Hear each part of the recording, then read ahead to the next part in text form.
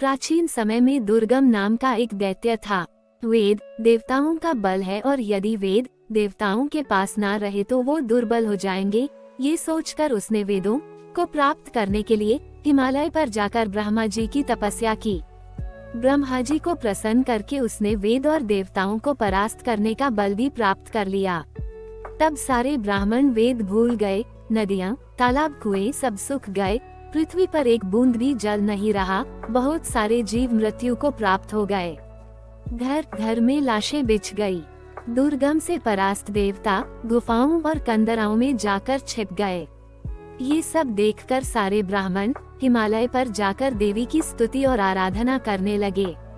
इनकी स्तुति से प्रसन्न होकर देवी अपने अनंत नेत्रों वाले रूप में प्रकट हुई और अपने अनंत नेत्रों से जलधारा गिराने लगी। इससे सारे तालाब, नदियां जल से भर गए और समुद्र का जल स्तर भी बढ़ गया। देवी ने समस्त प्राणियों को खाने के लिए अनेक प्रकार के शाक भी दिए, जिनसे सारे जीव तृप्त हो गए।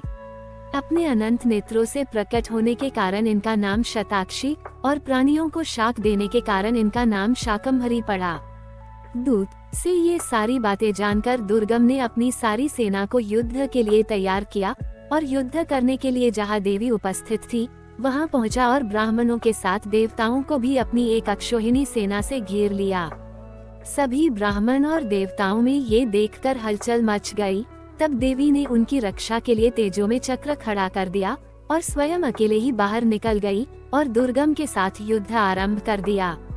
देवी और दैत्य दोनों की बाणों से सूर्यमंडल ढक गया। बाणों के टकराने की ध्वनि से सारी दिशाएं गूंज गई।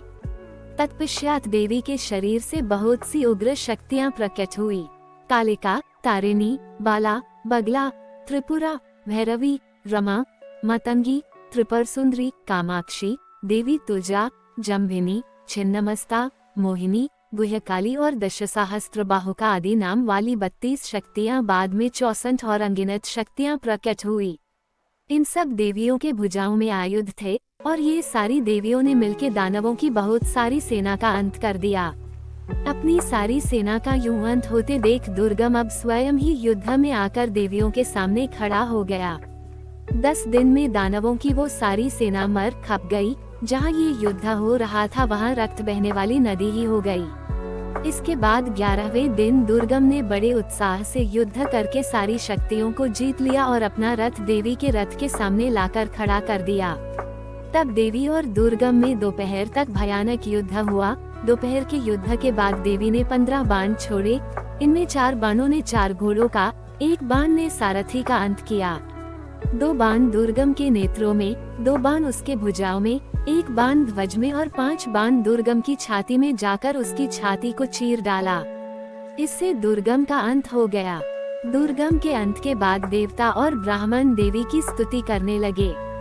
देवी ने दुर्गम नाम के दैत्य का अंत किया, इसलिए वे संसार में दुर्गा देवी के नाम से विख्यात हुई।